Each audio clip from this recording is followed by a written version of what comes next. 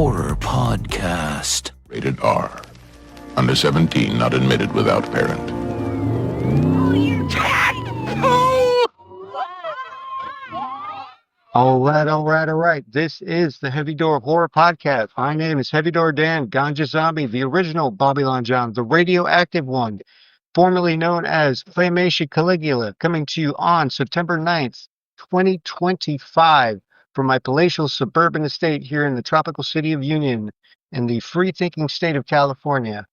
On this podcast, we review and discuss horror movies from the cult and B-movie subgenres of horror, specifically focusing on trashy films from the late 70s and 80s, and we may dabble a little here and there in the early 90s. This week's movie we're bringing to The Wicker Man from 1973. And before we get into the movie, let's go around the padded room for our safety and introduce the irregulators, starting with...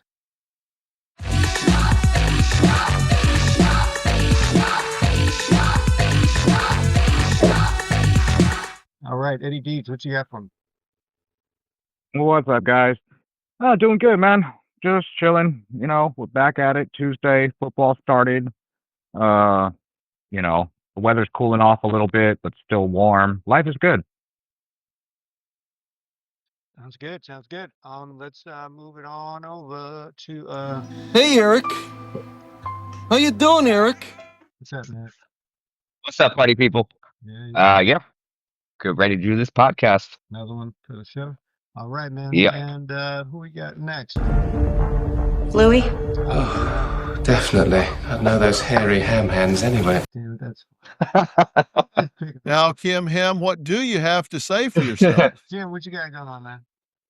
Hey everyone, how you doing? Nice to be here. Very excited to start on this podcast. Yeah. All right. Well, let's go ahead. This was your pick, right, Kim? That was my pick, yeah. Yeah, I wanted to say that when you told me that you asked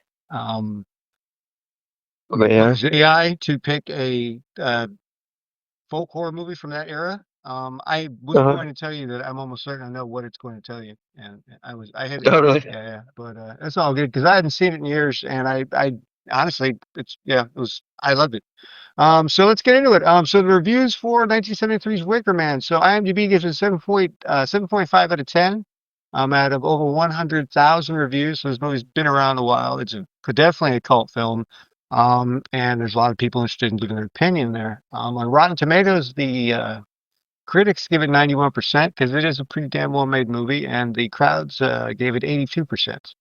And then I looked it up on Letterboxd, and the ratings were weird on that site, so I decided to skip that for the week. Long story. It's a very odd website. Yeah, fuck that website. Let's not go. Yeah, I don't know. I've never been there. I just felt like saying that. Not that Letterboxd, you guys.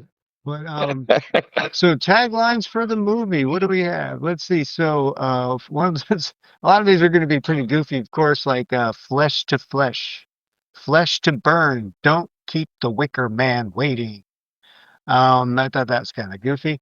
There's the residents of Summit Isle invited Sergeant Howley to their traditional May Day festival. He didn't expect to meet the Wicker Man. Then there's from the writer of Frenzy and Sleuth, Anthony Shaver's incredible occult thriller, The Wicker Man. That wasn't the tagline. An island lost to unspeakable terrors of pagan rituals. That was from somewhere in IMDb. 21st Century Never Touched Summer Isle, where pagan fertility rites and blood sacrifices live on. And then let's see what else we got. Just one more here is simply never understand the true nature of sacrifice. Oh, you'll simply never understand the true nature of sacrifice.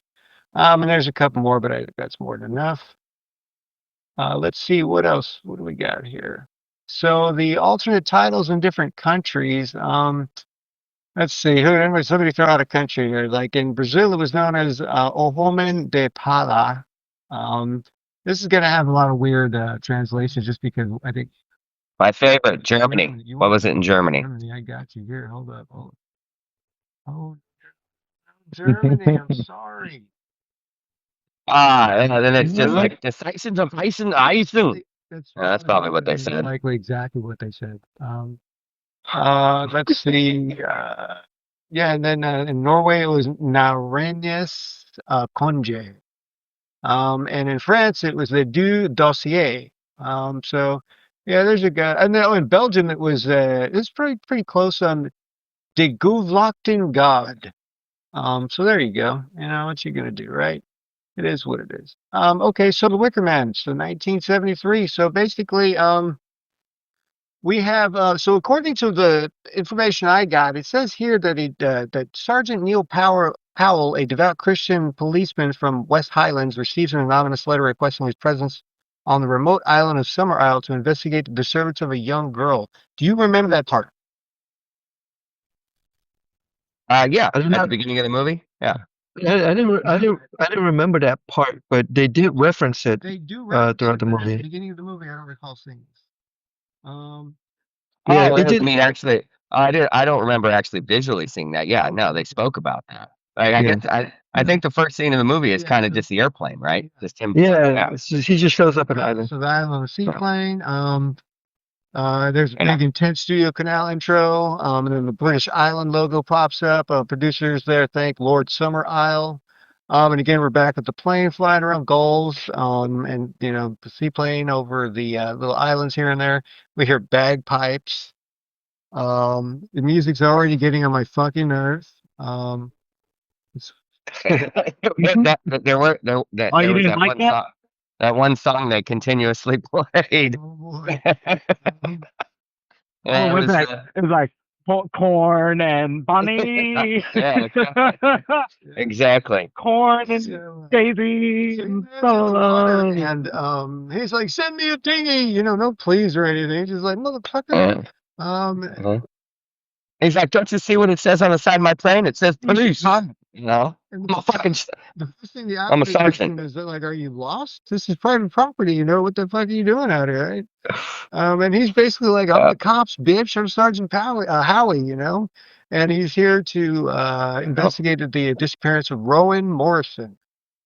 So they get him over to the shore. He shows a photo and letter to Maymore. So he gets to the shore, and they hustle him on over to like the local, what is it, grocery store or something like that, right? Yeah, yeah. yeah, it's Mm. Morrison's grocery store. That was the So they name. see Yeah. May Morrison, and then Yeah. shows her a picture of Rowan, and she says, "That's not my daughter." But you know, the folks there are starting to act like some real fucking weirdos, I noticed, and the music is Yeah. slowly creeping in here. It keeps coming. You know, it seems like it never knows when to fuck off. You know? Um, No doubt. I mean, the town has a definite spooky vibe to it. You know, yeah, people he's are, walking outside. People no are doubt. Googling him and shit. They're looking out the windows and shit. You know, he's like a sight to behold, kind of out of the ordinary, I guess. Yeah, he's an outsider. You know, Yeah, exactly. Yeah, not to mention a cop. Mm-hmm. Um, oh, not to mention a police officer. Yeah. Well, so then, something about they get to Mae Morrison's, right, and it's her name plastered across the storefront.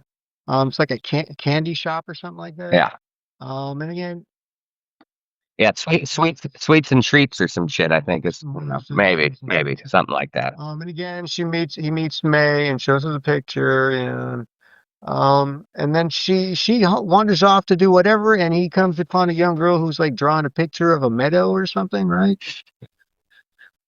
No, it was a hare, like a rabbit. I'm sorry. She's painting.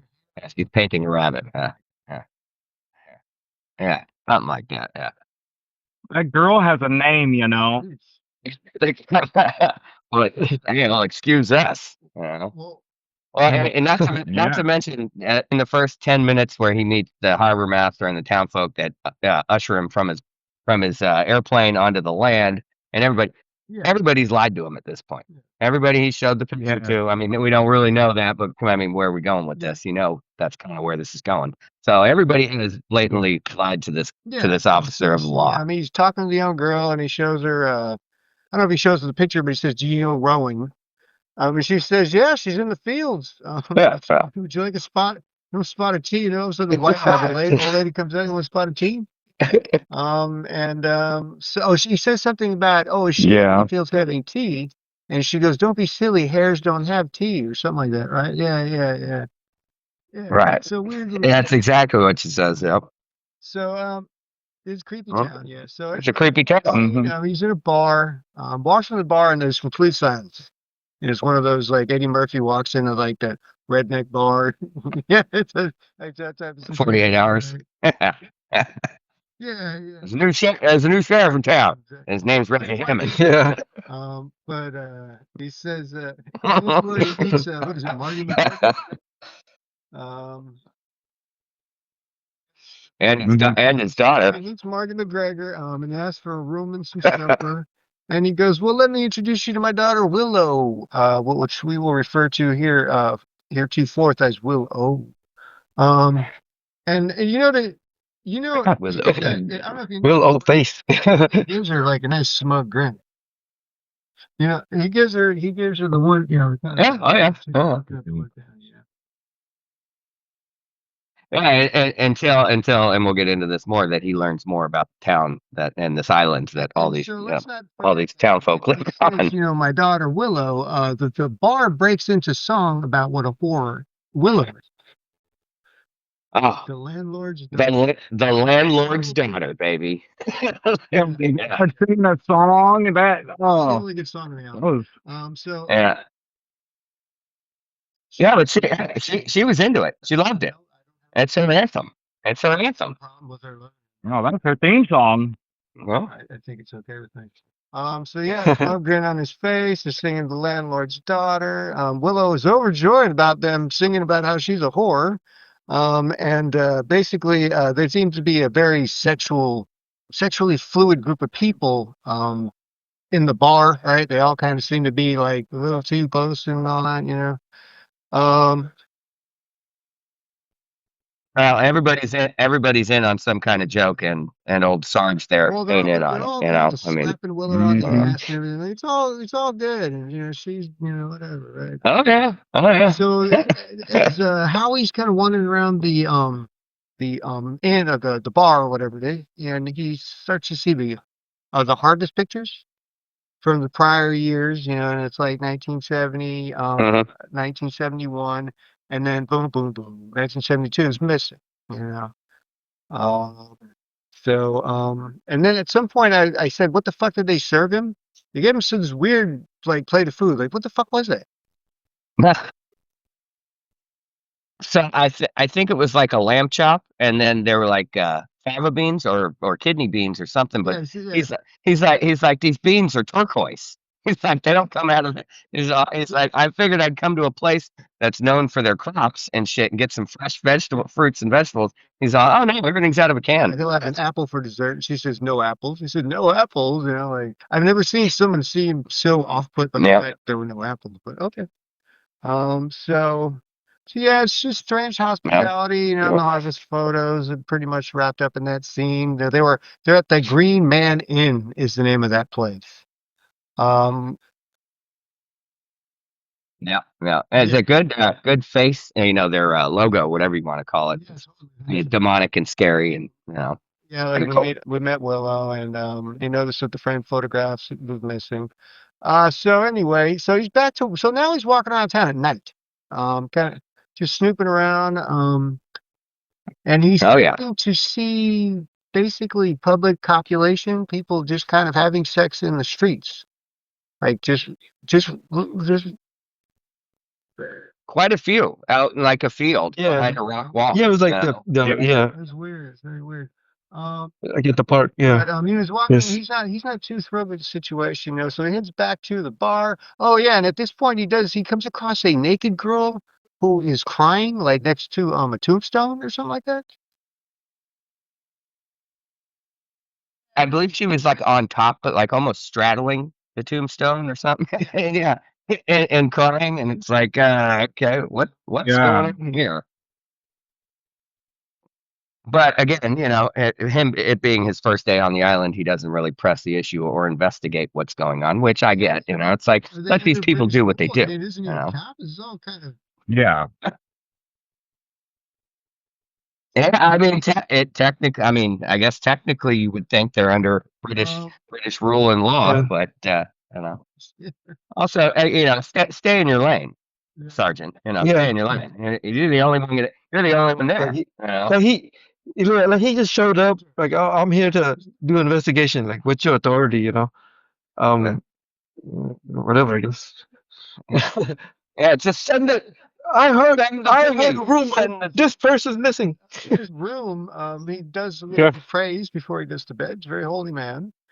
And while he's praying, he has flashbacks to church, and he's having saltines and grape juice and all that bullshit. So more shitty music starts to play, right? And everyone is, and then all of a sudden, like everyone that they show, like just like everywhere, whether they're out in the street or in the bar, or whatever, but everybody's got the rhythm, right? They all kind of like they're all grooving to the same thing. Yeah. And they're not, So yeah, and they're all grooving to the same thing. Yeah, the same song. Yeah. on the other side of the wall, correct? Yeah, that's what's going on there, right? Yeah. I believe so. Yes. Mhm. And so, Yeah. And in the next room, like neighbors. and she shows off that, yeah, she got them. She is in the buff. And she got no clothes on. And then Howie kind of just sits up in the bed. I guess he went to go try to sleep, and he just bolts up in the bed, you know. And I wrote Stiffy, you know, and And they were almost portraying him like he was in a hypnotic trance, you know, like the way he walks to the wall and is kind of banging next to the door and listening Touching to the everything. wall. Yeah. Like, It was yeah.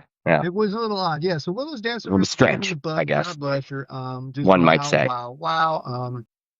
And then at some point, she's just up on the wall doing this thing, and I'll be honest with you, it's starting to feel kind of goofy. And then you got Howie on the other side of the wall that's just having like a battle with his conscience or something, right? Or he just, yeah, he looks like he. Yeah, I mean, in a way, he was Yeah. he was battling something, that's for sure. Oh, no. Yeah.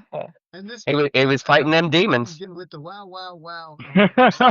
This is when I go down the five. Definitely. Watch this movie in spurts. So famous scene here. So again, that's a famous scene in like cult films. Spurts. Dancing on the wall and all that. Like that's a big thing. People that are into cult films and these types of movies, if you reference that, they'll know 1000% what you're talking. So we get back to the candy store, the candy shop, whatever it is, and the old lady's trying to put a toad in the girl's mouth. Yeah. And Yeah. What was that? Secure her sore throat. Right, secure the sore throat. Now, and then after she takes the toad back out, and the toad rivet. She's like, "See, it transferred. You know, the toad's got your sore throat now." Yeah, I thought she was gonna eat it too. I thought when she looked at her and was like puffed her face up, I thought she was gonna be like, "Now swallow," you know. somewhere, right? And there's fucking goofy ass music starting to swell, right? Am I right? And at this point, Willow wakes up Howie, right? It was knocking on her door. And when she's in there, like kind of hustling for what he's going to be doing for the day or what, I forget what the back and forth here is. At some point she goes and fixes the window, or the picture on the wall that he kind of skewed while he was, right, busy trying to kind of, them demons. Yeah. And battling them demons. Because he was thinking about leaving at this point, right? Am I missing something? There, what, right? Yeah. Yeah, I think he wanted to like go back, regroup, maybe bring a few more officers with him, you know. And she's like, "Go, huh?" And suspend his investigation, you know, until the maypole dance. And as you do, playing one of those mouth harps and shit. And I wrote down fucking wretched music starts playing. And they're doing the whole maypole dance, and the music's playing, and the bow bow bow bow bow bow is going on. And I specifically wrote here in large lettering, fuck this scene. And I literally, for the first time since we started the podcast, I kind of on my stream to skip through the scene.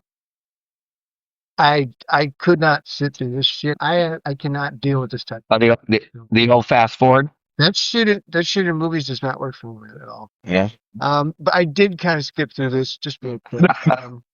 And basically, so the whole island is in rhythm at this point, right? Because it's a big celebration day, and basically all the celebrations are kind of coming to a head. You know, they're getting prepared pretty much all over the island. So let's see, the whole island. So then we switch. Then we flash to we have scene where Howie is in a classroom, and the teacher is teaching the children about the phallic symbolism of the maypole. Yes. Of the maple, correct, and how it represents. Yeah. You know, I mean, as the Scottish ladies, how it represents a man's penis. You know, Howie's kind of appalled, dude. From the teacher's side, and he says he's going to report everything he's seen here, but you are going to fucking jail, man. And so he goes to speak to the class about the picture he has. He shows a picture of Rowan to the class. And he goes over there and starts erasing like the curriculum off the board and everything, and writes his own dealio. Writes her name on the board, and basically no one knows Rowan. You know, they're all like, writes her name.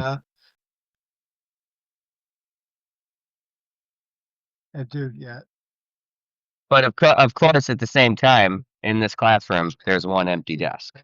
And not off to the side or anything like that. It's like right in the middle. Like you said, Howie finds the empty desk.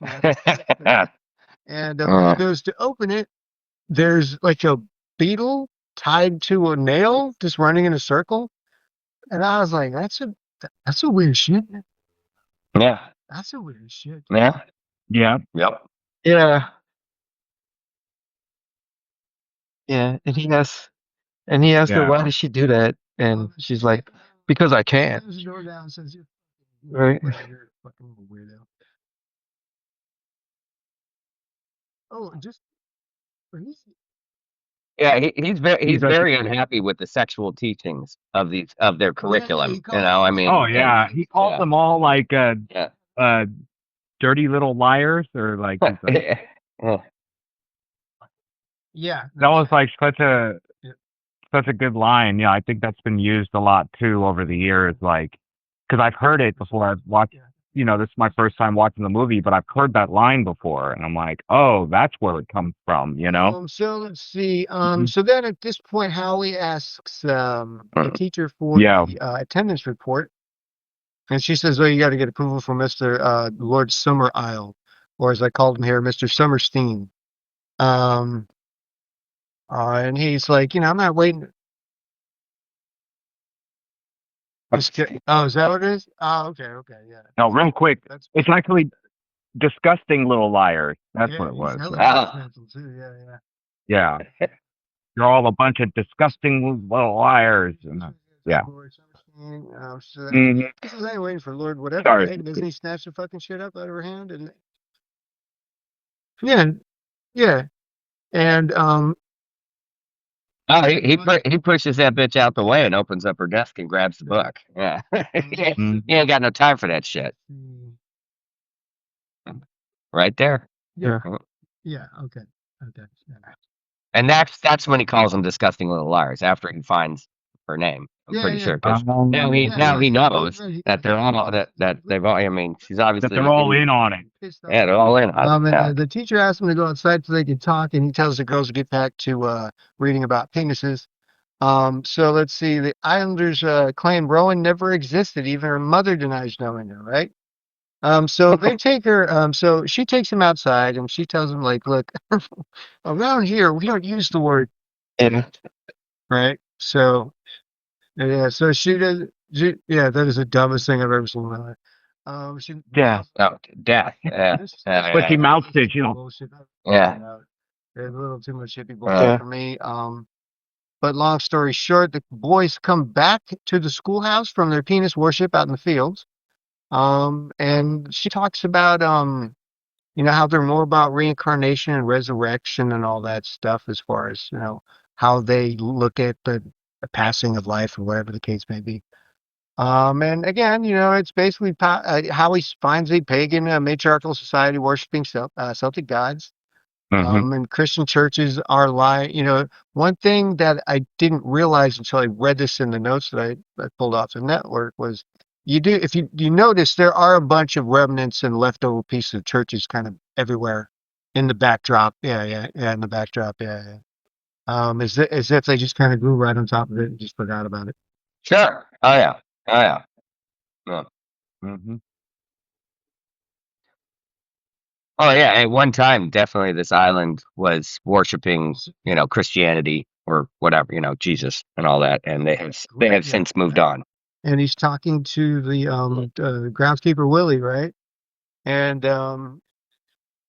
yeah, it was very creepy. Yeah, and basically, That guy was pretty funny and pretty creepy. he asked him, is this church no longer? Is this graveyard no longer used for Christian burial or whatever? And basically, the guy says something about it doesn't matter whether it's a churchyard or not. It's really up to debate. I don't know. Getting a little complicated here. But Howie's walking through the tombstones, and here he finds a tombstone that says, "Here lieth Beach Buchanan, protected by the ejaculation of the serpents." Okay. Yeah, okay. So I don't know about that.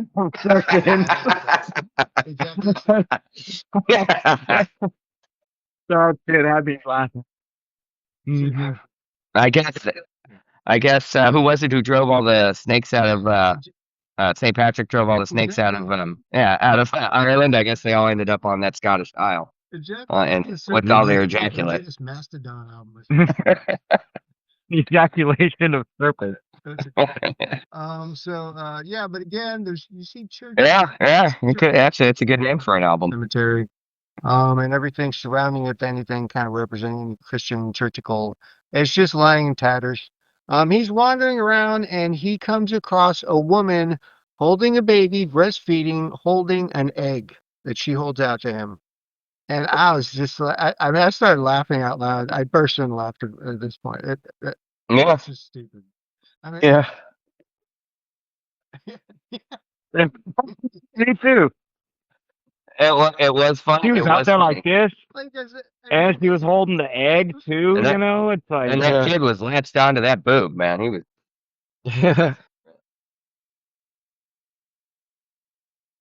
I mean, that just lends to the whole idea of the pagan worship, and it's the May festival is right there, and I mean, it's just like she's sitting there breastfeeding, and then just in the graveyard, just breastfeeding, hanging out, holding an egg, like just apples are all rotten. He gets mad and smacks the box, and then he takes these two pieces of wood and makes a cross out of them.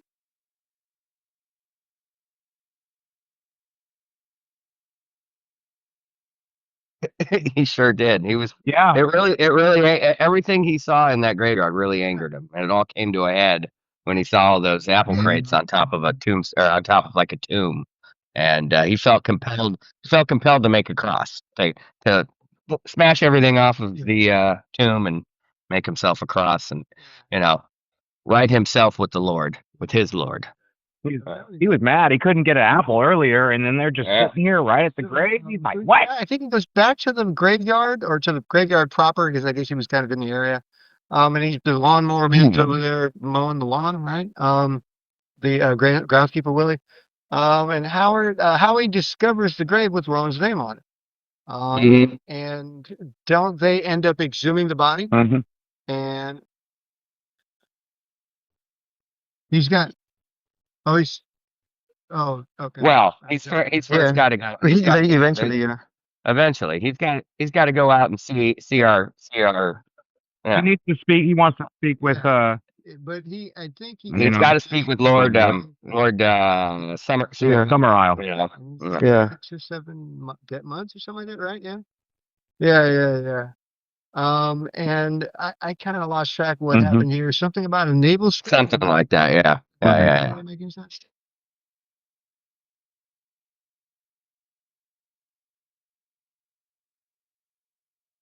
Yeah, he laughed at him because he was asking about like, hey, like, you've got these churches and why is everything like why is your church all run down? Like where's the minister? And then the groundskeeper was like, minister, minister, Minister. freaking, yeah, because they don't have ministers out there. They've renounced.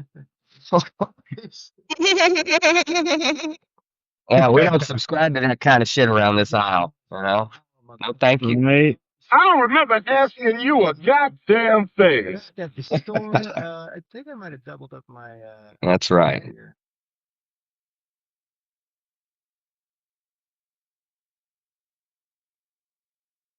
Well, yeah. Then doesn't he? That now he goes on that he takes a little wagon cart trail to go meet Summer Isle, and on his way there, is where he sees another pagan ritual going on of all these girls in broad daylight dancing around a mini Stonehenge type thing and jumping a bonfire. Yeah. Before he gets to the castle. Doesn't he go somewhere and ask for an index of death and request, and if they don't want to give it to him, right? Yeah. He goes to like the House of Records or whatever, where they keep the town records or something. Oh yeah, yeah, Right. he does. Yeah, yeah. And he asks for the index of death and the hall of fucking death certificates, marriage certificates, and birth certificates. Yeah. Something. And they find there's no death certificate for Rowan. And he asks how did she die, and they all say we don't know, or I don't know, something like that. And so then we go to like some kind of angry, I'm sorry, what is it, like mad scientist type of dude's laboratory, right? Yeah, yeah, because the first thing they show us is a jar of foreskins. Oh yeah, he was also the photographer. Yeah, the town photographer. Yeah, that's right. Well, doesn't it say? Yeah, there was some good weird. Yeah, stuff. Weird stuff in those jars, man. Yeah. Oh yeah, no, absolutely. Yeah. It was like a huge, like a pickled egg jar that you'd see at a bar, one of those big fuckers. Yeah. And instead of pickled eggs, it said foreskin. So I guess everybody there was circumcised, apparently. Yeah, he had brains, he had hearts, he had. Yeah, and he had whole like baby. I don't know if they were cats or cows or whatever, all in formaldehyde. Which had hearts and brains and all kinds of shit. Oh. Something you forgot, Danny, when they were in the graveyard and he was talking to the groundskeeper, gardener / gravedigger guy, they were talking about the trees. They were talking about the trees that are on top of the graves, right? And then there's this one part where he's just like, well, what's that? And he's all like, yeah, well, that's Rowan's umbilical cord. It's been dried and hanging on the tree. Yeah, it was hanging on the tree, right? Yeah, and then that's it's when your navel. Yeah. Do last of them. And yeah. That's what it was. No. Oh no. Oh, it's all good. Yeah. So what? So you need some. Yeah. Sorry to backtrack, but it's just like of the photo that was missing from the 1972, right? Harvest, yeah. And then the wretched music in the background starts playing again. Yeah, 1972 Harvest. Now he's headed to Summer Isle's home, right? As he's going through, as he's going through town, we see a giant penis. Right. A bit. Yeah. Lord Summer Isle. Yeah. Okay. Yeah, we see it's a hedge. Yeah, it's a hedge. Very nicely manicured into, definitely a dick. Yeah, in the nude. And they're singing a song about burn the baby by the leg. That's right. Yeah, lock in. Yeah. Yeah, that's some weird shit. Yeah.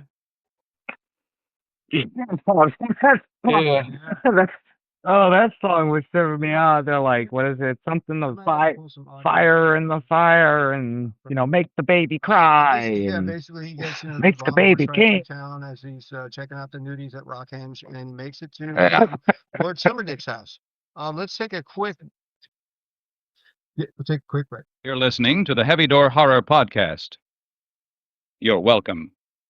Okay, so we now have Howie. Sergeant Howie has made it to. He has arrived at the castle of Lord Summerstein. And he's dropped off in Lord Summerstein's like guest room, whatever, as he awaits his arrival. And he's viewing. It's a nice view of the hotties out the window. And we meet Lord Ding Dong himself. And basically, he's there demanding that he has permission to exhume. I know there's a lot that happens in this exchange, so if you guys have anything to add, let me know. There's so much dialogue right here. I mean, and you enter Christopher Lee, famous actor, Sir Christopher Lee, and this motherfucker rattles off a good 3-4 minutes of just talk, and it was like, damn. So I bombs. He's dropping bombs the whole time. So check it out. He basically asked for permission to exhume, and he says something about respect our religions, and it says religion basically how he's like religion my ass, you fucking people are crazy. And then he says and calls them pagans again, which I mean and they are, they admit it. Yeah, and then he starts talking about and then Lord Summerstein starts talking about what about like your Jesus. And how, he's born without any sexual union, all that crap. And, like, Howie's not having none of that shit. Howie's like, don't even fucking talk about my Jesus. I will fucking punch you in your Phil Spector face, man. Right? And so he asked, would they rather be impregnated by a god than, basically tells me than a pimpled little boy. That's what he tells him. And he also says his mother was impregnated immaculately, basically, without being a virgin. She was impregnated while being, while still remaining a virgin, just like Jesus. Yeah, and he basically sort of, Summerstein, like, screams out this whole thing about the real God is dead, he had his chance, and Howie's fucking pissed. Like, Howie's ready to fucking body slam this dude. And then Lord Summerstein starts in about how in 1968, Grandpa bought the island. Okay. 1868. Oh, I'm sorry, 1868 his grandpa bought the island. So. In the last century, the islanders were starving. Like our neighbors today, they were scratching a bare subsistence from sheep and sea. Then, in 1868, my grandfather bought this barren island and began to change things. A distinguished Victorian scientist, agronomist, free thinker. How formidably benevolent he seems. Essentially, the face of a man incredulous of all human good. What attracted my grandfather to the island, apart from the profuse source of weary labor that it promised, was the unique combination of volcanic soil and the warm Gulf Stream that surrounded it. You see, his experiments had led him to believe that it was possible to induce here the successful growth of certain new strains of fruit that he had developed. So, with typical mid-Victorian zeal, he set forth to work. The best way to accomplish this, so it seemed to him, was to rouse the people from their apathy by giving them back their joys of old gods, as it is a result of this worship the barren island would burgeon and bring forth fruit in great abundance. What he did, of course, was to develop new cultivars of hardy fruit suited for local conditions. But of course, to begin with, they worked for him because he had fed them and clothed them. But then later, when the tree started fruiting, it became a very different matter, and the ministers fled the island, never to return. What my grandfather had started out of expediency, my father continued out of love. He brought me up the same way, to reverence the music and the drama and the rituals of the old gods, to love nature and to fear it, and to rely on it, and to appease it where necessary. So he brought you up to be a pagan? A heathen, conceivably, but not, I hope, an unenlightened one.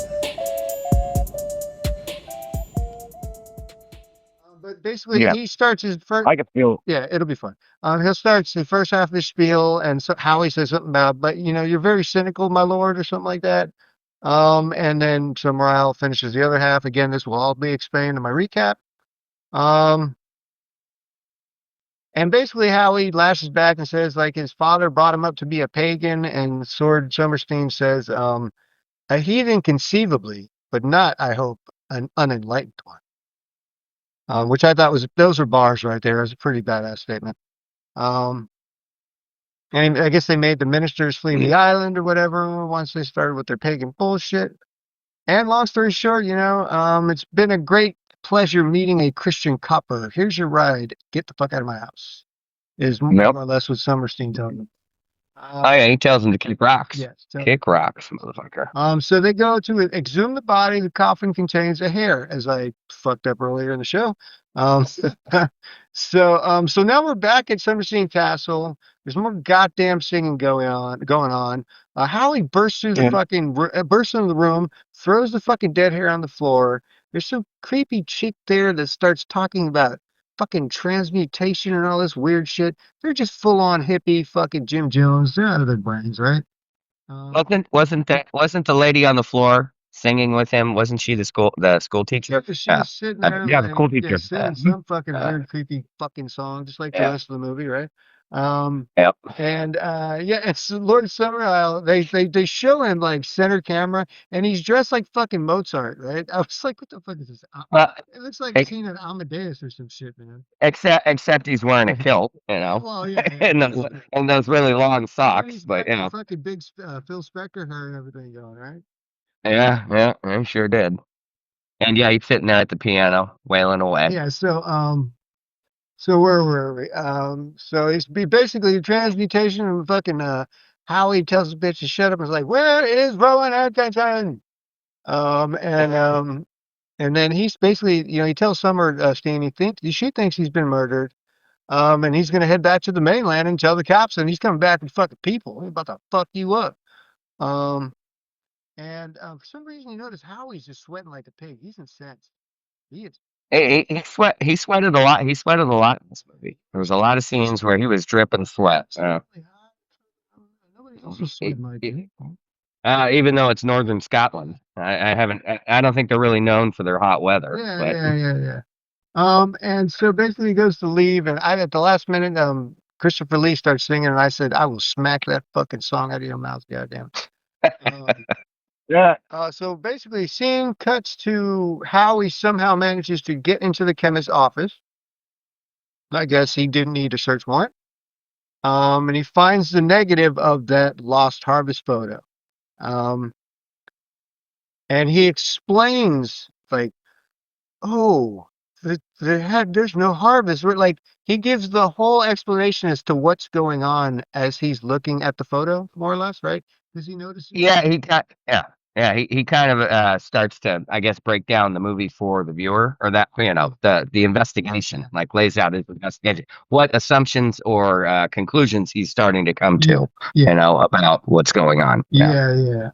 Basically, it just kind of explains it to like you said, to the audience.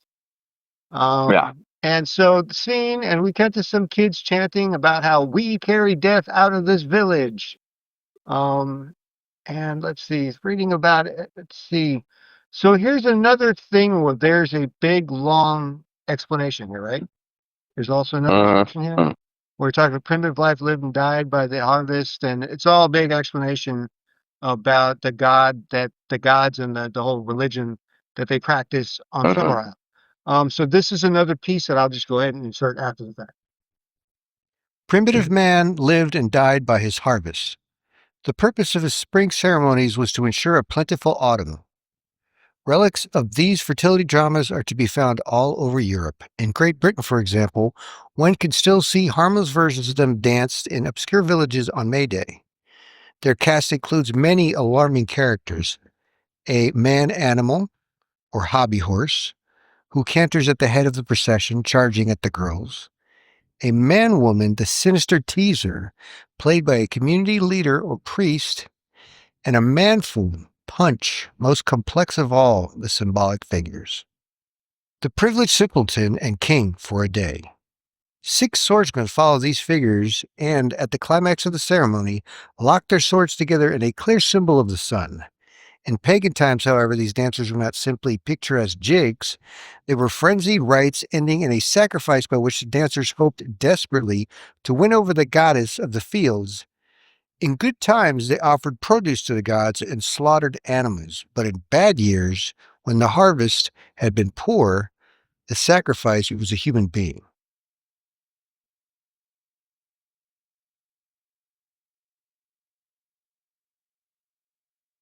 Okay. It's a big, huge chunk of dialogue.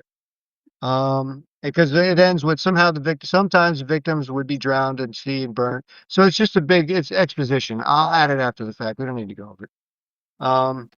And basically what he deduces from all this explanation is that Rowan's not dead. He has this revelation, you know?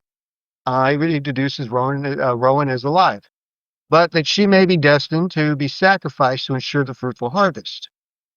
So the next day, Mayday arrival, and let's see, Howie, where are we at here? So let's see. Yeah, he finds the seaplane's been sabotaged. He goes out to the seaplane, the guy drops him off. He gets on the seaplane, tries to get what is the propeller going, it won't work, checks his radio, won't work. Thing's dead in the water. Basically, it looks like he's been sabotaged. He calls the dinghy guy, says, "Get your ass back over here, motherfucker." And then all of a sudden, as they're rowing him back to shore, all these people start emerging from out behind a fence with these weird animal costume heads on, right? Oh yeah, and because the May Day festival is now in full effect, kicking off all that, Yeah. It's about to go down, right? Yep. And as they're pulling, he's basically yelling at them to come back here as they run taking off from here. And they run back, into the island. So they're having a big festival, again, Maypole, whatever, May Day. There's a weird big dragon thing running through town, right? That's like, it's a very kind of carnival thing going on, almost like a Chinese New Year or something like that, right? Yeah, and he's chasing that dude in the dragon outfit, and he can't catch him. And some big fat guy, and it was pretty. I found it pretty non-believable. Well, it's into a Benny Hill sketch. Where Yeah, he would a turn little around the bit. corner and the dude, the head would poke out, and then he'd turn around, the head would disappear and come out the other side and all this bullshit. Yeah, it got really good. It got really goofy. How he gives chase again, Benny Hill sketch. And he finds the party. And Lord Summerdick is there and explains the day's ceremonies. And so back at the shop, the shopkeeper tells him he's never truly understands sacrifice, and he tells him to take off those masks. And he starts searching around the house, right? He's searching. Oh no, he goes back into the town. He starts Everybody's searching house. everybody's home. That's right. Yeah. Everyone's house. Yeah. Oh yeah. With again, no warrant. It's just Yeah, he just went in. willy nilly, just kicking everybody's door He's in. gonna search this whole town, house by house. At some point we walk in and we find dolls fucking, right? 2 people dressed as dolls. Yeah. And he also finds the weird little girl that had the beetle tied up. Yeah. Looking dead in a like stand up in like a dresser, but stand up dresser, and then she falls out of it flat on her face. And you're like, oh, she's dead. And then she fucking opens her eyes and smiles and laughs at him. And runs out of there like, oh fuck you, dick. She totally committed to that bit, just straight flat face. No, Yeah. So the dead girl, the chick, what is it, playing in the bath, playing with her black sheep or something like that, and she looks at him and says, "I'm sorry." Did you catch that one? Like, there's just all kinds of weird shit going on there. Like you said, the dead girl falls out of the closet, runs away. And well, yeah, that's also where he walks in on that girl taking a bath, and she's covered up, and then uncovers for him and is like, "Can I help you?" And then he says, "I'm sorry." That's what it was. Yeah, he's yeah. So let's see. There's a guy running around with a fish mask, right? And they're at a bakery. We switched to a bakery, and people are working hard to make food, I guess, for the celebration. And there's a giant man-sized piece of bread, right, coming out of the oven. Basically shaped like a human being. And then we switch and we see that somebody's the front door, and there's a really nice door knocker there. I think I got a little too in the weeds here. But there's a room with the child coffins, right? We see a room with child coffins. and find body. He finds a body with pennies on the eyes, right, and a missing hand, right. This is all shit that he finds when he's running around town, right. So he makes his way back to the pub. He says, "Give me a fucking whiskey, stat." And he says, "I'm gonna take a nap." And I was like, "Wait, what?" And he goes to take a nap. He sure did as the innkeeper and his daughter, the landlord's daughter, Willow, are pretty much snickering and laughing at him because Yeah, there was about should we drug him and all this stuff, or yeah, they're thinking about fucking with him or whatever. But long story short, he's actually faking. He's not asleep. Remember? Yeah. Yeah, no, he wakes up and pretends to and is listens to him talking about him and pretends to be asleep. And they're talking about drugging him, and he says something about isn't that going to be too much or something? This will be enough, right? And basically, they leave the room, and he wakes up to a burning hand. Basically, it's got 5 fingers with a candle tip on each one, more or less. Yeah, and it's and each finger's on fire. I mean, just lit like a candle next to his bed, and he didn't like that too much. Shit out of him, right? I mean, it is pretty fucking weird, right? So he goes. And it was pretty fun. It was actually pretty funny too. It was hilarious. So then he manages to sneak back into the after he gets over his fear of burning hands, he manages to sneak his way back into the part of the building where the shop owner or whatever is getting ready to change into his costume for the celebration. Yeah. For the May Day, the May Day celebration, and he doesn't hold no punches. He fucking knocks that guy out cold with like the candlestick that the hand was on. Oh, he just clubs the shit out of him. Real quick. And incapacitates him, steals his punch costume. I guess that's what that character is, like Punch and Duty. It's like the puppet. Yeah, he looked like the town town jester. Yeah. Town idiot. That costume on, he basically can go now incognito into the festival. And he starts to follow the procession, as it goes along the island to its. Oh yeah, they're having a full on parade. Oh, and Sir Christopher Lee, our Lord Summerisle is in a goddamn dress and a wig. Yeah, he looked like Alice Cooper. Yeah, a little bit. Yeah, so the Lord is dressed like a lady. And there's just a lot of goofiness going on. People kind of fucking at each other and running around, singing and dancing along the parade route. And they finally make their way to Rockhenge. And Christopher Lee, like I said, Christopher Lee looks like Alice Cooper. And there at the Rockhenge, they perform this weird ritual where they're all dancing around in a circle and singing horrible, disgusting, obnoxious music. And then they do this really cool thing with the 8 swords, where they cross the 8 swords. Yeah. And make like the Star of David, basically, or a 6 point, a 6-pointed sword.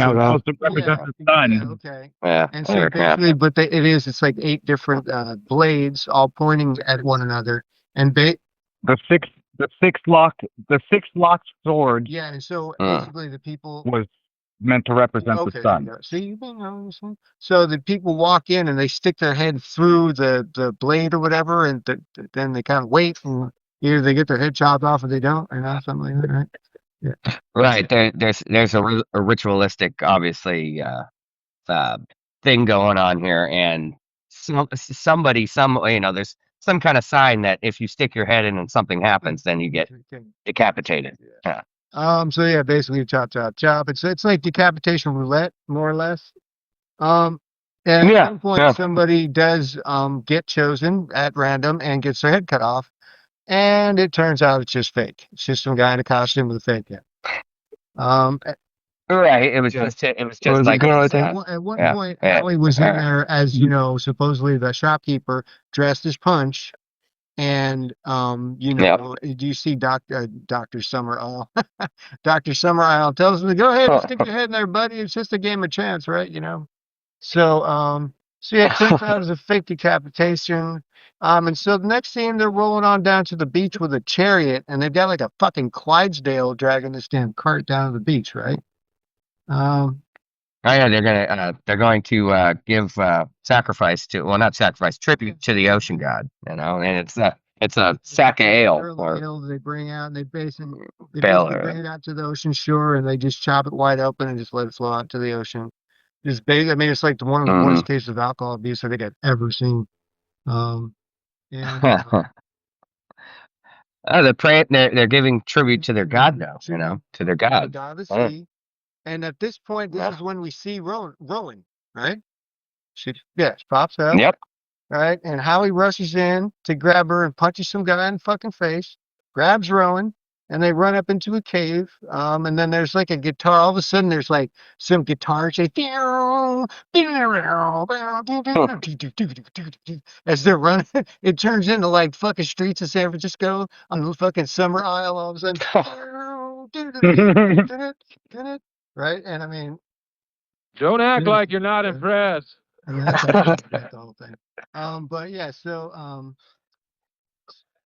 and Rowan is like, I don't want to be here. Please save me. And I'm like, I'm like, as soon as I saw that, I went, yeah, you're gonna trust this little girl. Oh, I know the way. She knew the way all right. She did know the way. To be honest, she did know the way. This clip, and they come out through this hole at the top of this mountain, and sure enough, there's Lord Slim Dick just waiting for him right there, right?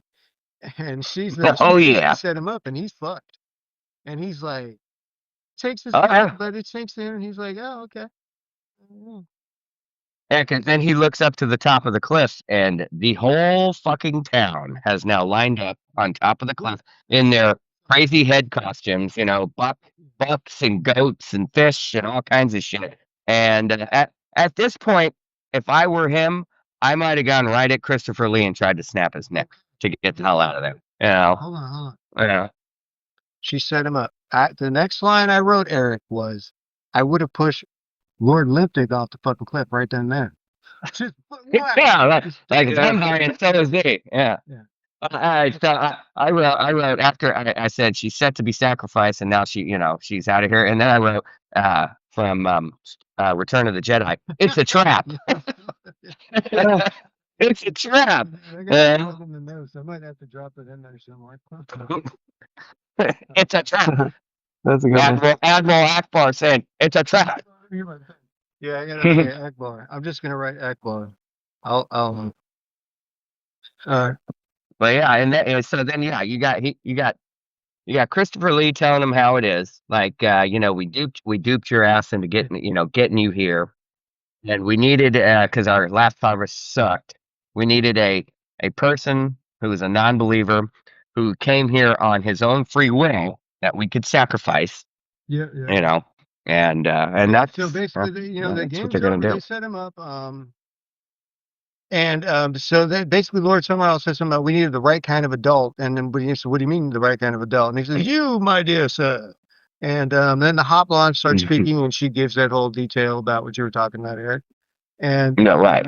Now there's like a shit ton of people up on the mountaintop with them, at the hilltop with them. And at some point, Howie tries to like pull hey, is that a rabbit over there? And tries to run away, and they're like, no, buddy. And he gets subdued.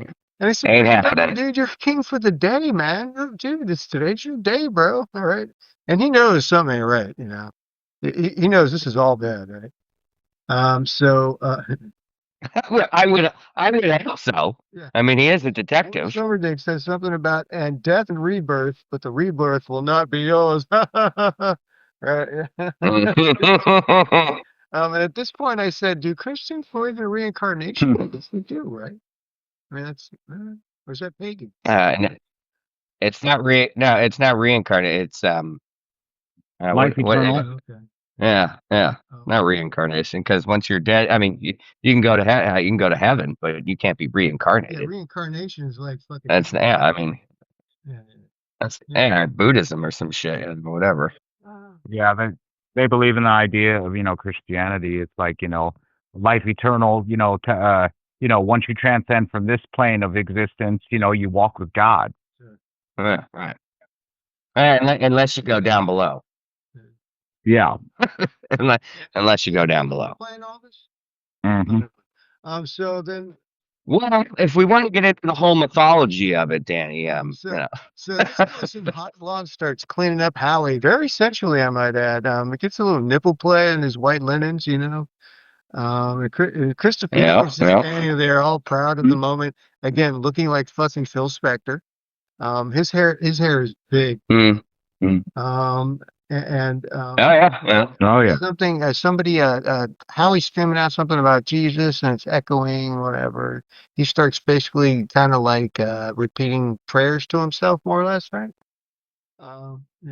Yeah, he's repeating stuff out of the Bible and reciting passages. To keep your appointment with the Wicker Man. And he's telling him, like, look, you're about to kill murder, you know, killing me is not going to bring back your apples and your crops, you know, this and that. And, you know, basically he was telling him that, you know. Right, because when he says that, he's like, if you kill me now and the crops come, he's like, then next year they're going to kill you. And by you, he was talking to Limp Dick, Summer Dick. He's like, they're going to kill you next year. And he's like, no, I'm not worried about that. Fuck you. They're not going to kill me. You know? Yeah. And, so they march into the Wicker Man and Howie's freaking out. I'm like, when he sees the Wicker Man, he just fucking snaps. He's like, fuck that. Oh, I wrote down Boy at the Wingman now. You know, it's basically, it was Burning Man. So I said, Wicker Man looks cool as fuck. Yeah. Phil Spector starts talking to the sun god. Howie's preaching to himself. There's still Spector's out talking about the ritual and going through the motions of all the different, you know, the different things you have to say when you're doing all this, with ritualistic bullshit. Right, and not to mention, in the Wicker Man, they also had, and putting in other traps, they had pigs, cows, ducks, geese, you know, all kinds of livestock and other animals. The random livestock. Their offerings and their sacrifices, they're trying to get them all done like in one, like just one, yeah.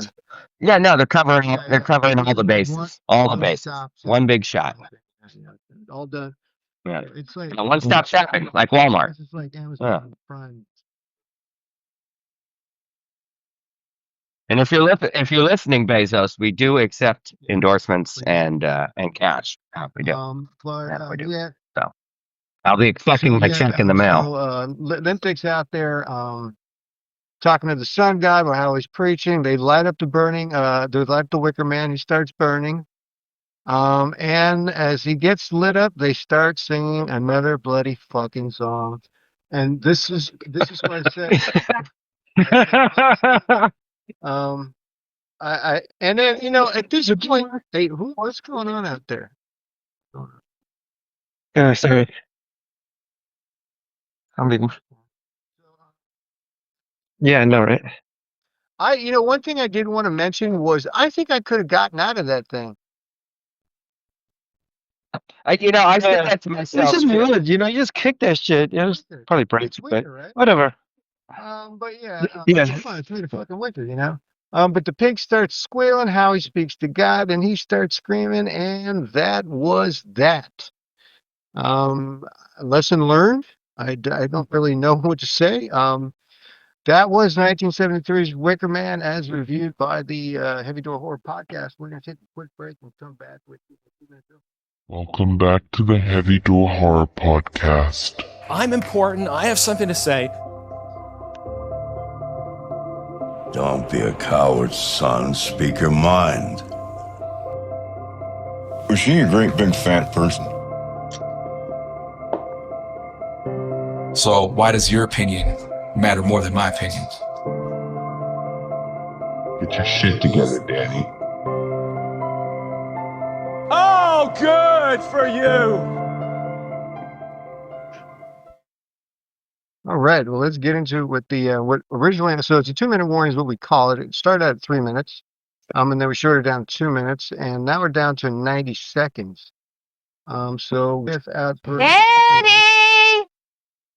Let's start out with Eddie. You have 90 seconds to talk about the Wicker Man. Go. All right, here we go. So the first 30 minutes in the film, into the film, I thought I was watching a musical. I was like, "Damn, Kim, what the hell kind of movie did you pick out, man?" But you know, I mean, hey, I kept watching. It was a very musical movie.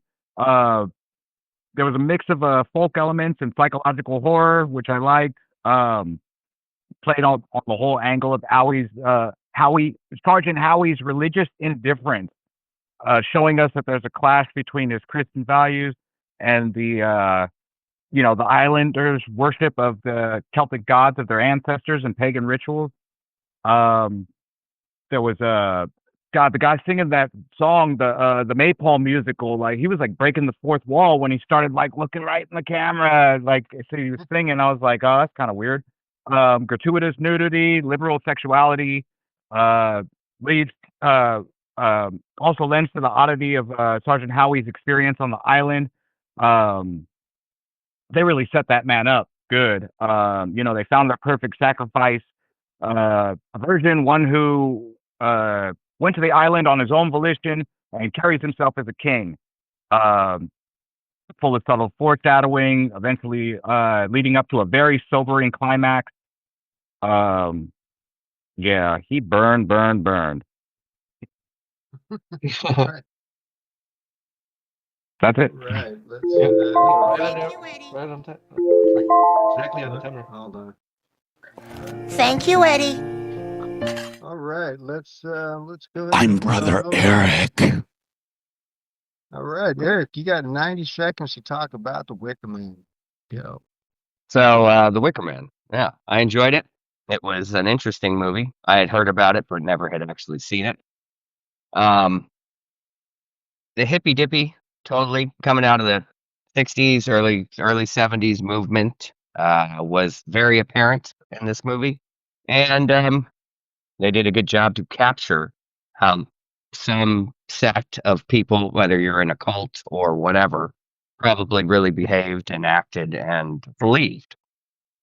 So it was enjoyable. Christopher Lee was really good in this movie. I enjoyed his role and his performance, and the gratuitous nudity, as Eddie alluded to, and all that was obviously appreciated. So all in all, I enjoyed it, and I'm glad I actually got to see this one because I had heard about it. I mean, it's somewhat of a classic, and now I can say I've seen it. Eddie, All what? right. What? All right, hold on. Let's see. Okay, let's. And now a word from Kim Him. All right, Kim, you got 90 seconds to talk. Oh about man. Yeah. I guess I was kind of missing the religious aspects of it because I'm not too religious and didn't grow up in it. But I just thought the movie was like a little too serious, but without really. I don't know. It wasn't like a horror movie that I'm used to. Um, Psychological thriller, I guess. But you got the protagonist showing up in the island, and he gets screwed around, or played with throughout the whole movie. And I guess that all the stuff that was happening was kind of like a test because they needed like a specific person, one who was a virgin, and I can see Willow's testing him, and all the people having the orgy, they was all testing him to see his purity, I guess. Um, and in the end, he falls into this trap and he gets burned. It's just weird. Like I mean, he's the protagonist, but he dies at the end. So I guess that's okay. It's not your normal story. I guess it's not really like my genre. I like more like hearted.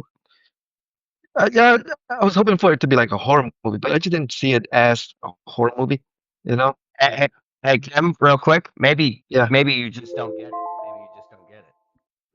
Yeah, I think that's what it is. It's like I don't get it. Like I didn't hate the movie, but I just didn't get like the whole like what like I don't know. Yeah, I mean, I it's just got didn't. That makes sense. I mean, if you don't have like a strong understanding of Christianity, Yeah. or at least like A baseline. I guess you would say like a baseline understanding of like Celtic gods and such. Like it could throw you for a complete loop. I mean, you watch this Yeah, and still be like, what the fuck are they really talking about? I get it. yeah, and it was just like odd. I didn't hate the movie. I didn't love it. It was just like, I guess it's like a glimpse into a world that I'm not familiar with. You know, um, Yeah. yeah, it was just okay for me. It wasn't like Definitely ran over 2 minutes. it was sorry. No, Okay. that was so good. The more you know. Danny from Fanny, banana Fana from Fanny, Danny. All right, 90 seconds for Danny Boy. Okay, The Wicker Man. I like The Wicker Man. Came out the year I was born. I thought it was a fun movie. I hate the fucking singing. I don't like musicals. I don't like any kind of fucking singing in movies whatsoever. I can't fucking stand it. That's not what you told me when we went and saw La La Land together. You loved that. That's something I would never have. I have no clue. I have no reference whatsoever for something like that. But the movie overall was fun. I mean, this is definitely one of those movies I do remember seeing this when I was really young, like when I wasn't supposed to. So I got to see some pretty cool stuff at a young age, and it was very influencing. Yeah. And then I remember seeing it again, maybe like about 28 years ago. I remember seeing it again, but hadn't seen it since. It was a nice fresh watch. I enjoyed it. I think the bottom line here is kind of like what everybody's getting at, and I think even Kim, you kind of get it in a way. It's like they were testing his faith, and the movie proved that he didn't give up on his faith till the bitter end. It didn't change his mind about how he felt about God, about what was going to happen to him when his pure spirit and everything went to heaven after what was going to go down. He stuck with his guns, stuck with his God, his religion, his beliefs. And I mean, I don't know that. I think at the same time, I don't know that he had much of a choice at that point. So Yeah. but I definitely think that's it was really just a matter of them challenging his faith. I'm trying. How he died with resolve, Yeah, it was trying to show that he could stick to his faith. Oh, he was quoting scripture as he was starting to burn alive. See, I'm not too familiar with that. Psalm 23. He was quoting Psalm 23. Okay. So. Yeah, I mean, I think the pigs were telling him to shut the fuck up. They were. they were squealing pretty Also, loud. Like, yeah. Another thing, he looked way too old for to be a virgin. I was like, no way, dude. 40-year-old 40-year-old version of 40-year-old version or 40-year-old version. He was engaged to be married. He wasn't wed yet, so therefore he couldn't have marriage. He couldn't have sexual relations with a lady out of wedlock. Yeah, because of his religion, I guess. Yeah. His only fault was he was a 40-year-old Wicker Man. We'll be back. Hey, dirtbag. You're listening to the Heavy Door Horror Podcast, so shut up. Now for Eddie with facts, figures, and trivia in this segment, The Breakdown. Y'all ready for this?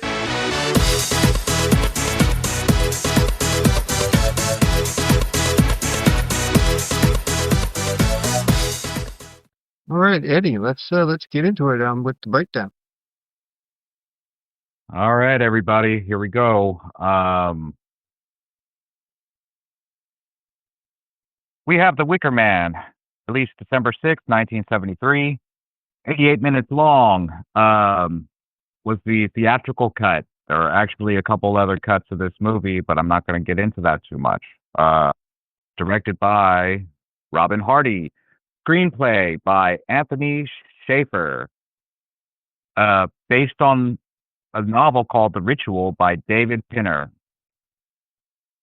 Produced by Peter Snell with British Lion Films. Also distributed by British Lion Films. Budget numbers, I had to basically translate some of these from British pounds to US dollars. So here we go. Budget was 1.13 to 1.18 million American. equates to 8.2 to 8.6 million in today's money. Box office numbers were 885,000 back in 1973, which equates to a loss of $6.4 million. You figure it's a Realized. big production. It had to cost a lot of money to make it.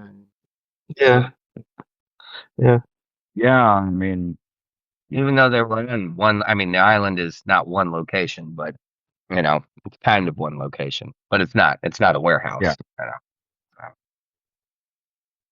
All right, let's get into the cast. And if I'm forgetting anybody, please don't shoot the messenger because, yeah, there's a lot of people. I just try to keep the most relevant characters here. Okay, so we got Edward Woodward as Sergeant Neil Howie. Christopher Lee as Lord Summerisle. We have Britt Eklund as Willow McGregor. We have Annie Ross as Willow McGregor. So Annie Ross played Willow McGregor's voice because apparently she did not sound Scottish enough. So they used a voice actress to make her sound more Scottish. So they ADR'd her whole fucking all her lines. That's crazy. Yep. Yeah, and then post production, freaking Yeah. They did a pretty good job. I didn't notice. Yeah. So Yeah. I didn't notice until actually reading this. So hope I'm not Shit. stealing anybody's fun facts today. No, there's that, but she also had body doubles. Yeah, Yeah. we'll get into that later. I'll let you take that one. Yeah, either or. Right. Well, I don't want to spoil it right now. Okay, let's keep going. Okay. She actually had a singing voice double, so that wasn't her voice singing either, and that was done by a woman named Rachel Verney. All right, let's move on. We have Diane Salento as Miss Rose, the school teacher.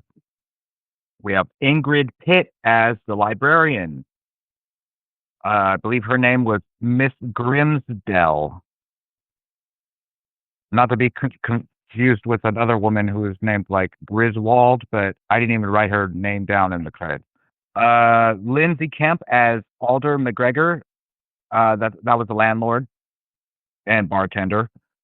We have Ian Campbell as Oak. He was the big strong man who played into the ending of the movie. Russell Waters as the harbor master. He's the one that refused to throw Howie the dinghy. We have Aubrey Morris as the gardener and gravedigger. We have Irene Sunter as Mae Morrison. We have that was Rowan's mom. We have Jennifer Martin as Myrtle Morrison. She has a name, Donald Eccles as P.H. Lennox, the pharmacist. We have John Hallam as P.C. McTaggart. I believe he's one of the supporting characters that was like at the beginning and also like an antagonist. Walter Carr as the schoolmaster. We have Roy Boyd as Broom. He was also an antagonist at the earlier part of the film. Peter Brewis as the musician. He's the one with Danny's favorite. He was playing like the little little lip thing, and then he was playing. Mouth harp, and then he was also playing like. Oh, go ahead. Not to be confused with a harmonica, which some people would refer to as no, a little too twangy for. Yeah. I think you're correct. Mm-hmm. Yeah. Right. It does.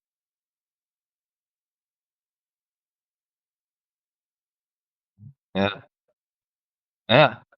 Damn. Yeah, rock your whole fucking skull.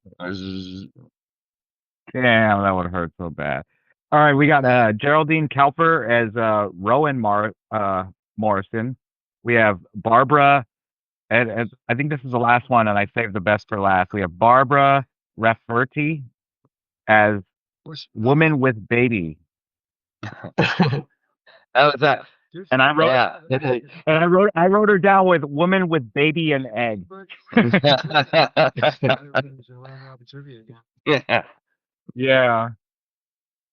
All right, and that's all I have for the cast for right now. I mean, Why don't you let everybody take two? Yeah.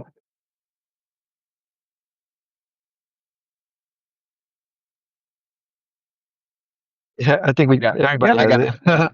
I got something. yeah, we got a few. Well, all right. Well, I don't want to take anything that anybody else has, but hopefully I don't. I'll start with this one.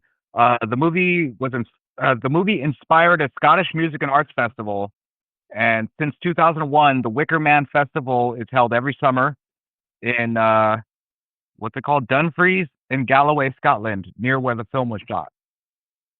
Oh, nice. Yeah. So apparently, so Christopher Lee was so passionate about this film that he helped secure the financing and even conducted a private press tour to promote it. And he also considered this one of his greatest roles that he ever did. Yeah. So Yeah. that's from us, sir. I mean, he's been knighted and all that shit. And, you know. Hey, to touch. Oh, to touch on Eric's add to what Eric said. He also free. He wasn't paid to appear in the film at all. Wow. Yeah. Ing, Eglin. Yeah, she was Eglin. She was back then. She did a couple movies.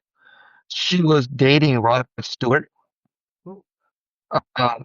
They're topless, but she didn't want to show her bottom, so they had two body doubles for an 18-year-old. Oh wow! So they had a stock butt. You know, Yeah, yeah, a stud. Yeah. two, they had two girls. Double. Yeah, she had two. So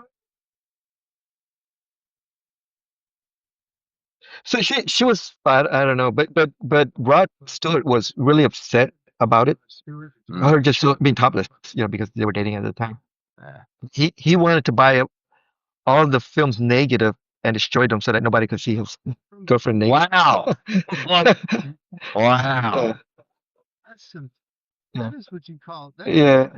That's like he was really famous at the time. Rod Stewart tried to deprive us of this. Yeah. I mean, the 80s was a different time. You got to figure. Yeah. Yeah. All right. So he got Hater of the Year award for that.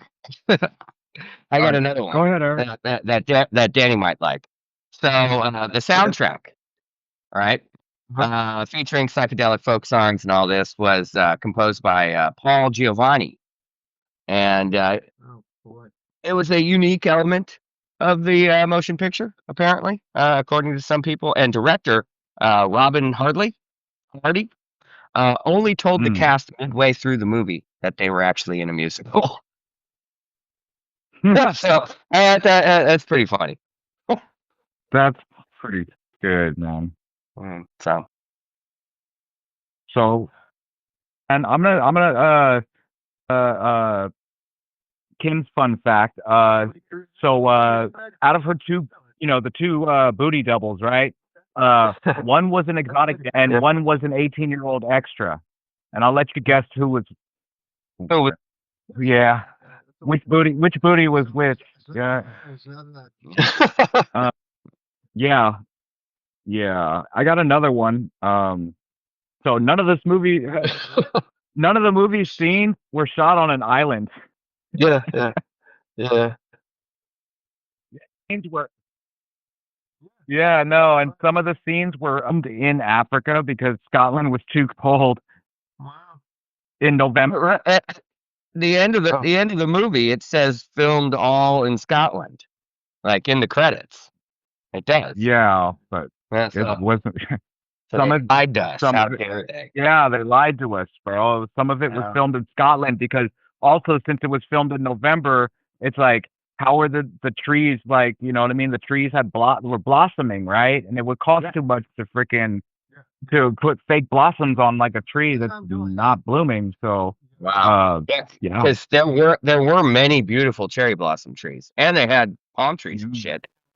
All right, and we're back with the stats for the Heavy Door Horror Podcast for Wicker Man from 1973.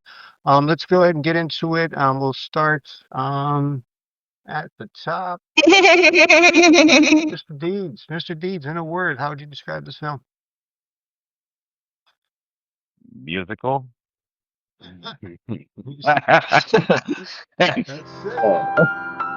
Musical.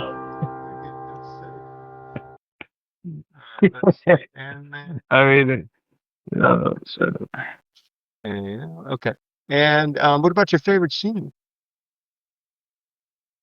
oh, my favorite scene, man. I had to choose between a couple of them here. But the one that stuck out the most was when Sergeant Howie decides to go searching home and the girl falls out of the closet and he's like, "What the fuck?" And then he's like, gets this sly little grin and gets up and he's just like so bewildered. And then in his haste, he's like, "Fuck that." He goes and walks into the bathroom or stumbles into the bathroom and sees that woman just like laying in the bathtub. And she just looks up and just like, "Oh shit. Hey." And and just the look on his face is like, he just like, I mean, he doesn't really turn red, but it's like, He does apologize. you can see his, yeah, he apologizes, but he's just like, man, he wouldn't even know what to do with it, like. He also takes a few. His eyes drop and he takes a few looks at her naked body a few times Yeah, after apologizing. So, I mean, Oh yeah, I mean, but he wouldn't even know what to do with it. Definitely gonna approve. So what about who's your favorite character? Man, there's a lot of people in this movie. Oh, my favorite character is Lord Asshole, Lord Summer Isle. Yeah.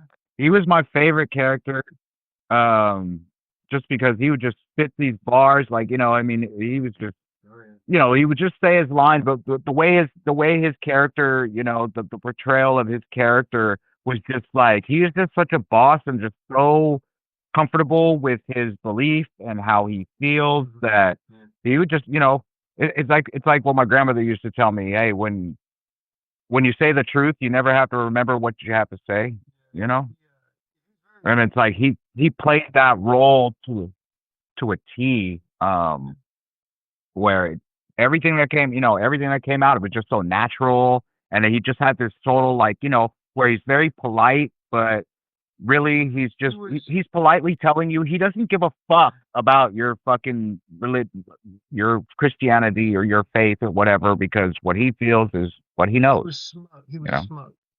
He's very smug. Super. So he likes the smell of his own fart. So I don't know how you guys feel about this, but I think we should go with. I mean, I think like when it comes to this B or no, not to be, right? I think that a B movie's a B movie, an A movie would be not a B movie, and then we can go C, D, and F. What do you think? What? Going forward that way, just kind of make sure. Because a lot of times it's like a no duh answer. You know what I mean? So again, if it's obviously a B movie, then you say you'll go with B. If it's not a B movie, you're saying it's an A movie. If you think it's worse than a B movie, you can say C, D, or F. Okay, going forward. I thought that was fun. It kind of opens up the playing field a little. So having said that, what is your letter rating and your score rating? Yeah, I'm gonna say it's a B movie. And my skull rating is, I'm gonna give it a solid 3. It was a little too musical for my high enjoyment. Although I did enjoy some of the famous songs here, like such as "Corn Rig," "The Landlord's Daughter." Let's do the whole fucking movie. Oh yeah, and then like Willow's song, yeah. You know what? That scared the shit out of me. No, it really didn't scare me. But if I were in Sergeant Howie's position and I'm just trying to get a night's rest, next thing you know, the landlord's daughter's singing this song on the other side of the wall, I would be scared as fucking shit. You know, so in that sense, yeah, like that's where it kind of got me. I was like, okay, it's not scary for me to watch it, but if I put myself like if I were one of the characters in this film, how would I feel? Yeah, I would be scared fucking shitless, like, you know. Especially knowing that there's like some breezy on the other side of the wall that wants to fucking wants me to take her and I don't even know what to do with it. That would scare the shit out of me. So you're giving that? Yeah, 40-year-old virgin. Yeah, 40-year-old virgin. 40-year-old Wicker Man. 40-year-old Wicker Man. So Yeah. how about your backpack? How about your backpack? Yeah. Man, here we go, man, guys. If I could have something in my backpack, it'd be a big ass bag of weed and some rolling papers, man. I'd fucking sit there and roast up and just be like, woo, what do we got going on here? This fucking festival, oh shit. Like what's next, just to be able to soak it all in. Like I'd be like, okay, this is already bad enough, but ooh, shit, yeah, no. And then just out of curiosity, do you think there was anybody in the movie that didn't know they were being filmed? They couldn't have. Yes, I actually do, and I have to think about this one long and hard, but I think that the guy who played the chemist, or the pharmacist, man, he was like the one person I could say where it's like, dude, do you really realize you're in a movie? Like, yeah, sure, yeah, he was pretty fun. And then I think you want to. He was pretty fuddy-duddy. Yeah, it was very goofy. And then I think you went on record as saying for a new category, would Louis watch this? You went with no, right? Absolutely not. He would hate us. Okay. He's like, guys, made me watch another stupid ass movie. All right, let's move it on over. Yeah. This is Eric. All right, Eric, if you could describe this film in one word, what would it be? It'd be fucking hippies. And I know, well, we can make it fucking hippies. All right, I can say it in one. So I said fucking hippies. You just combine both words. You can make it one word. You can do it. Yeah, make it one word. That's what slang's for. How about your favorite scene? I guess I'd have to say it was the end of the movie. Sarge's death. Yeah. Howie's death. Yeah, yeah, it was good. I mean, they ended up getting the Islanders ended up getting what they wanted, which was his death and his sacrifice. And he didn't go out like no punk, even though he didn't really put up much of a fight. He stayed true to his faith, all those things, so. Man, that was so epic though. Like his death was pretty damn epic. Like that was next on my list. And I hear that's what happens at Burning Man. Oh yeah. Now, I'm not sure. Don't quote me on that, but that's what I've heard. Yeah. A couple years ago, like what was it, 2017? Like people were like there was like a couple people who like ran into the fire. See, there you go. There you go. Darwinian, I think, or something. Yeah, and well, that was emulation. Your favorite character, Eric? Not self-emulation. My favorite character was Christopher Lee. I mean, it's kind of not. It wasn't a very difficult pick for me. So Lord Summerdick. Rating and your letter rating and your score rating. You want to go with a B or not to be, or do you have another category? I say it's not a B movie. Yeah. I think it was well filmed, well done. Whether you actually enjoyed it, but it was well done, well produced, and well acted. So, and Skull, I'll give it a 3. Skull rating, give it a 3. And then backpack. It's kind of a stupid one, but I'd take some of them girls in my backpack. So. All right. So, was anyone? You have to get a small one. Was anyone like in the movie that obviously didn't know they were being filmed?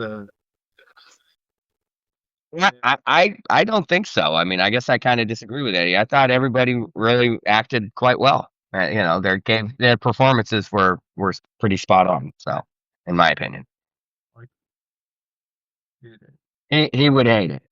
He would hate it. He'd want to slit our throats. I mean, even actually, Kim, he'd want to slit your throat because you're the one that picked it, not me. So, Let's move along to Kim Him. And now a word from Kim Him. Describe this film.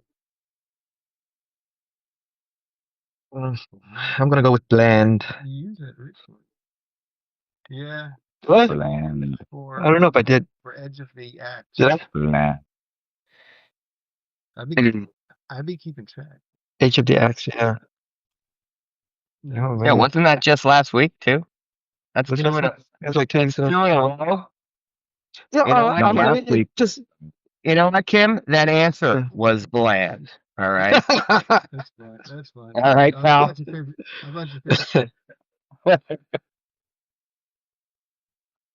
With the singing, Willow singing.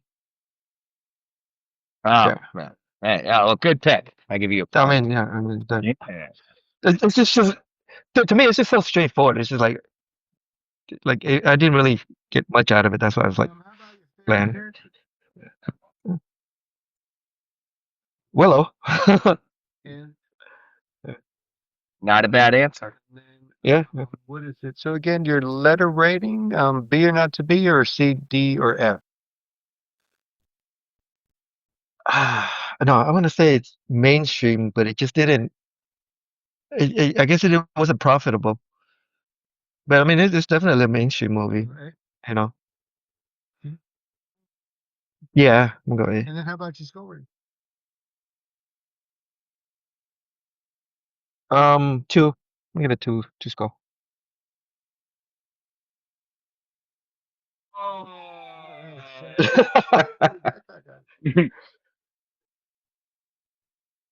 I would take that sword, that 6 sword Down for all the swords. combination.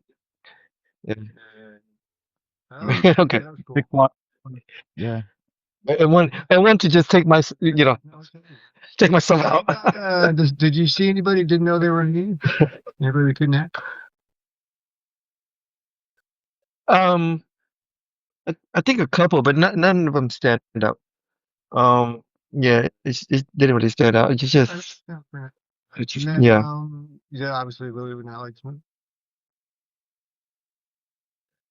I think Louis would hate it. Yeah. Let's see. Let's move along here. Who's next? All right, my turn. Danny for Fanny, banana for Fanny. So,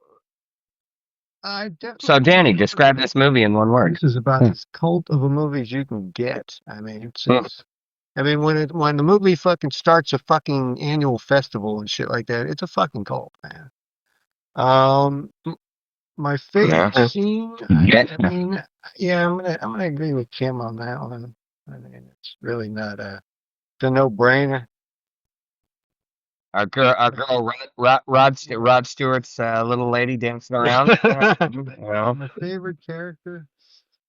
Yeah. I mean, most of the characters. I mean, there are a lot of characters in this movie, but none of them were really like on the screen a whole lot. Other than like the 3 or 4 of them that were like the main. Yeah, I'd have to go with Willow and Characters. Again, that's not a wrong answer. It's not a wrong answer. You know what? I'm gonna change my answer. I'm gonna go with the big like what was the guy that dragged him to the big guy that Oak. Yeah. Oak. Oh, his name is Oak. Yeah. Letter rating. I would definitely call this an A. It's not a B movie. They put a lot of money into this. Christopher Lee was a ginormous actor in Europe when this movie came out. I mean, this was huge. Yeah. Christopher Lee is a very well respected, as you said, he's been knighted and all that shit. He's a very, very respected actor, especially in these types of roles where he plays a very eccentric character. You know what I mean? A lot of times he's played like Dracula and shit like that. So, he's some people actually theorize that Ian Fleming kind of based James Bond on Christopher Lee. Not what he had done, but maybe his look, his mannerisms, this, that, and the other. And because he did fight in World War II and all these other, he's done. The guy lived a life, to say the least. I mean, he was incredible. Skull rating, I'll give it a. Yeah, go ahead. Oh, hey, quick drop fun fact. Sorry. Quick drop fun fact. Yeah. Christopher Lee considered this his best performance. As far as rating goes, I mean, hey, Eddie, I'm gonna give you one of these. Come on, man. Don't act like you're not impressed. Weed is a very good answer, by the way. I mean, that is a very good answer. I'm going to go with, because I think it's going to be more in line with this, I'm going to go with some microdose demos. Yeah. I was going to say psychedelics, which, but you might go too far the other way. So, but the micro mushroom. I'll still take the girls. You guys can take take the girls. Well, that's the thing. I mean, the girls are there, Eric. You don't need to. You don't need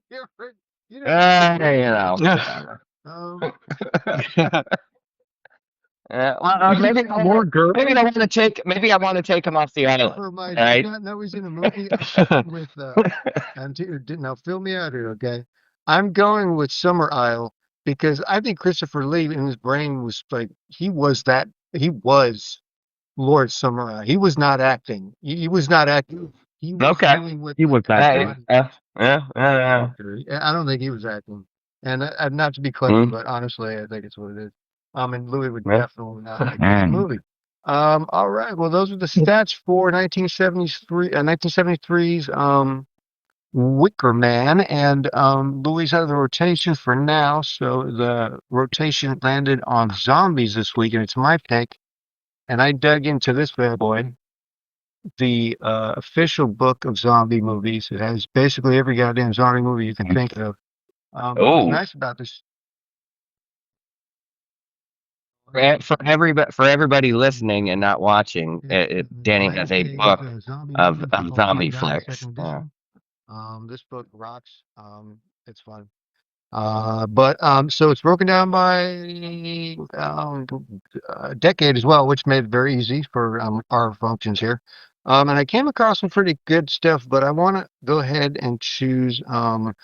And this is the only reason I'm trying to find it is because I don't remember what year it was, but it's a movie called Dead and Buried from 1981. Dead and Buried. Oh. Yeah. So I've been seeing the trailers thing pop up. Like, I have come here from the mainland to investigate the disappearance of a young girl, Rowan Morrison. That's her name? You know her? No, I've never seen her before. You suspect foul play? I suspect murder. We don't commit murder up here. We're a deeply religious people. Where is Rowan Morrison? Take the flame inside you, burn and burn below. Fire seed and fire feed and make the baby grow. You wouldn't want to be around here on 80. Not the way you feel. Where is Rowan Morrison?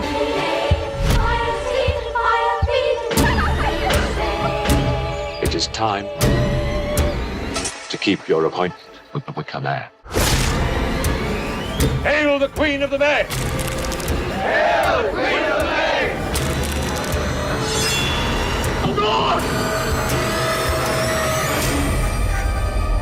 You'll simply never understand the true nature of sacrifice. Take the flame inside you, burn and burn belay. Fire seed and fire feed and make the baby say.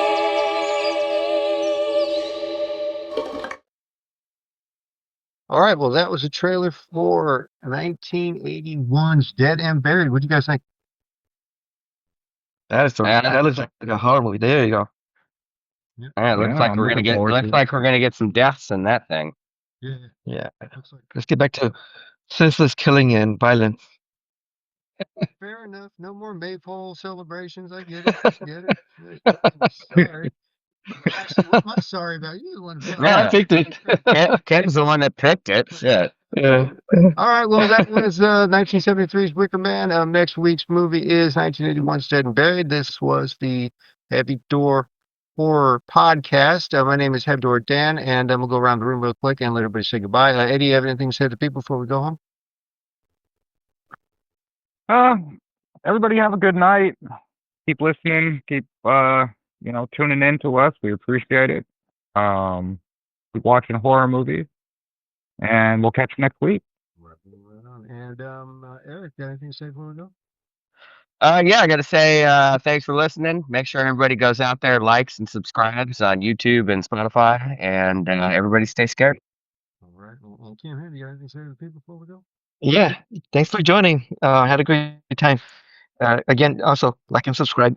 Yes, sir. Like We'll see you guys next week. All right, man. Yeah, smash that like, subscribe button, whatever the hell it is on YouTube. The podcast is now on the hell's called Spotify for people that will want to listen to it and without having to deal with YouTube. It's a lot easier on Spotify. Although there are ads on Spotify. But thank you to the people that have been listening to the podcast, because people are listening. There's not a ton of them, but we'll get there. And thank you to the people who are listening. My name is Heavy Door Dan. That was a Heavy Door Horror Podcast. And once again, always assume the call's coming from inside the house. Everybody have a good night. The Heavy Door Horror Podcast. Everything is garbage. Don't act like you're not impressed. Free audio post-production by alphonic.com.